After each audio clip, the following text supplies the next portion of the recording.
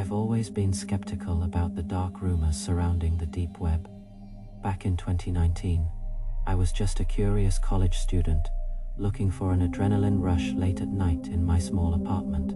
It was around 2 a.m. when I finally managed to configure the Tor browser. My room was pitch black, illuminated only by the harsh white glow of my monitor as I began scrolling through hidden forums. Most of the sites were broken or completely fake. I was about to turn off my computer when I clicked on an unindexed link, simply titled, "We see you." It looked like an old, primitive chat room. The screen was black with green text. There was only one active user online named _watcher. I typed a generic hello into the chat box, thinking it was just a dead bot. Within 3 seconds, a reply appeared. "Nice blue hoodie, David," the message read.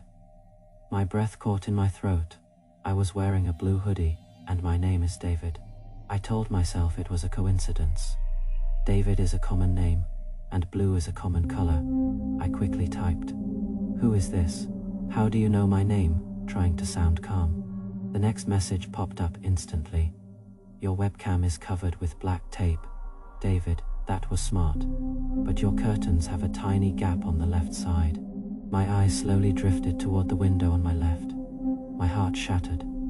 There was indeed a 2-inch gap between the heavy fabric of the curtains, looking out into the pitch-black night. Before I could even stand up, my phone vibrated violently on the desk. It was an anonymous text message. I picked it up with shaking hands and unlocked the screen. The message contained a single image file.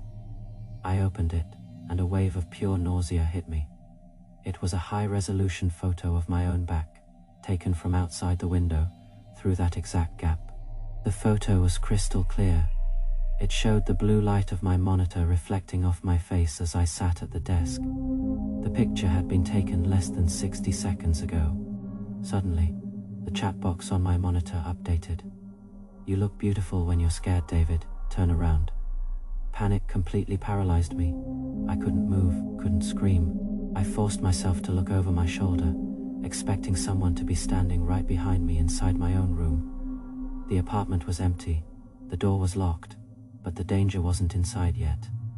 Then, I heard it, a light, wet scratching sound coming from the outside of the window glass, right where the gap in the curtains was. My phone buzzed again. Another text message from the same unknown number. I looked down at the screen, my hands shaking so violently, I almost dropped the device. It was a second photo. This one was a close-up of a human eye peering through the tiny gap in my curtain, staring directly at me. The eye was wide, unblinking, and filled with malice. "I'm coming in now," the chat box on the monitor read. Instantly, I heard the sound of the window pane being pushed upward. The cold night wind rushed into the warm room, blowing the curtains open.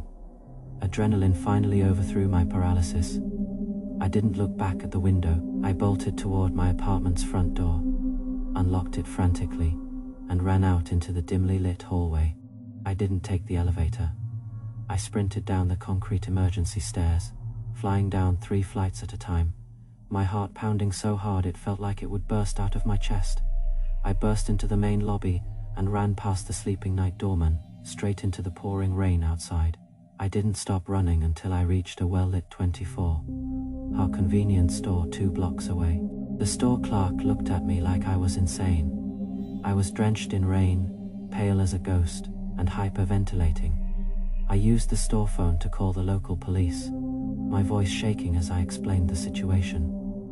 2 officers arrived and escorted me back to my apartment. The front door was still wide open, just as I had left it. We walked inside cautiously, their flashlights cutting through the dark rooms. The bedroom window was wide open, the rain soaking my desk. The intruder was gone, but on my laptop keyboard, they found a small, cheap webcam neatly placed face, up pointed directly at the ceiling. They never caught the _watcher. I moved out of that apartment the next morning and destroyed that computer. If you want to hear more true nightmares, subscribe to the channel and keep the lights on.